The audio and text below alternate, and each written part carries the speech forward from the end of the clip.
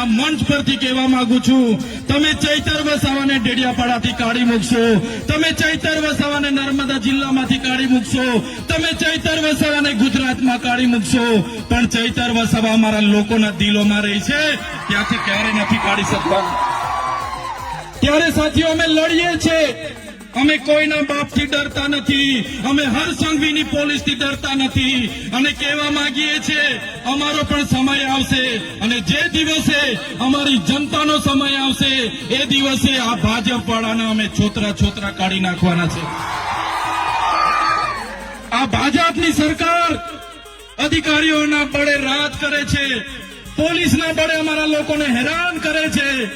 પણ મારા યુવાનોને આહવાન કરું છું, હવે બહુ થઈ ગયું જુલમ, હવે બહુ થઈ ગયો અત્યાચાર। આમ આદમી પાર્ટી અને ચૈતર વસાવા તમને નેતૃત્વ પૂરું પાડવા માટે આવ્યા છે, તૈયાર થઈ જાઓ। તાલુકા પંચાયત લડો, જિલ્લા પંચાયત લડો, આવનારી વિધાનસભા લડો, અને વિધાનસભામાં પહોંચીને બાબા સાહેબના સંવિધાનની વાત કરો અને આદિવાસીઓના અધિકારની વાત કરો, અને આવનારા દિવસોમાં જે પણ સામંતશાહી, નારંગી ગેંગ અને આરએસએસ ના લોકો આપણા લોકોનો જે વોટ તરીકે, મતદાન તરીકે ઉપયોગ કરે છે, એ લોકોને અહીંથી સત્તામાંથી મૂળિયા ઉખેડીને આપણે બધા ફેંકી દેવા પડશે।